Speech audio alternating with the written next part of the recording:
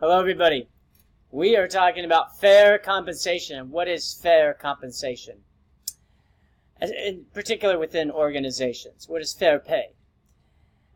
So the first principle that I always like to talk about is most, if not all, people think they should be paid more. This follows a recent survey and statistic that showed that 90% of people rated themselves higher in terms of performance evaluation than their supervisor did.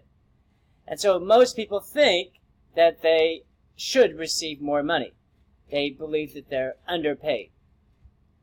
The second thing I'll say about pay is that it's a very poor motivator, which means that what we understand with pay is that it's a great motivator in the very, very, very short term, but over the long term it's a poor motivator. And this is because when people get a raise, or even a significant raise, they may at first think that it's too much or they didn't deserve it. But very quickly they start to realize, I did deserve that money and I need more. So it's a very poor motivator. What we understand about compensation is people should be paid fairly. Fairly is the key that we want to get across. So with that as a background, there's 4 areas that I look at in relation to what is fair compensation. First of all, that it's consistent with the industry trend. So if you're in the medical industry, educational industry, sales industry, entertainment industry, whatever your industry is, it's fairly easy if you go to the Department of Labor website. It'll tell you what the average pay is and average pay increases and future outlook of that industry is.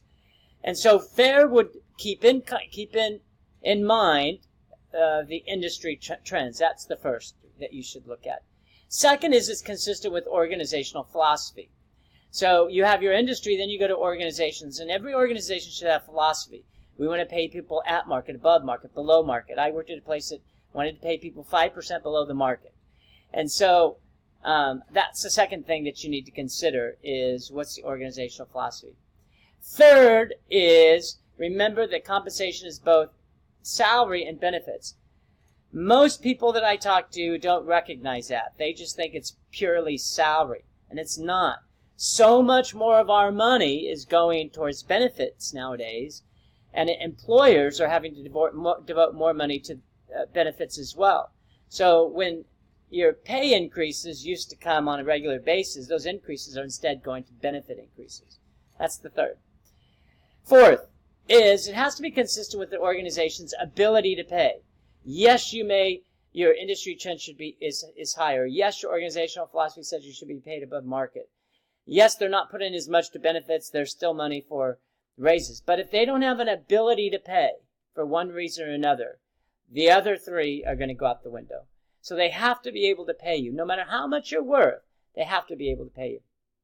Last, it has to be consistent with your own performance. This is really the driver. So if all the other ones are consistent with you should be paid more because you're paid below the industry, you're paid below the organizational philosophy, they're not putting more towards benefits, and therefore they have the ability to pay.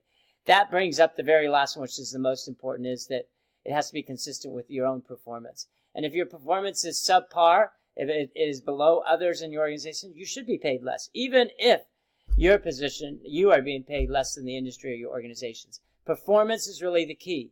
However, you're never going to get to the 5th one if the other 4 don't hold sway. So, industry trends, organizational philosophy, the combination between salary and benefits, organization's ability to pay, and then also has to be consistent with your own performance. If all of that falls in play, then you should have fair performance. Hope everybody has a great day, and I certainly look forward to talking to you again.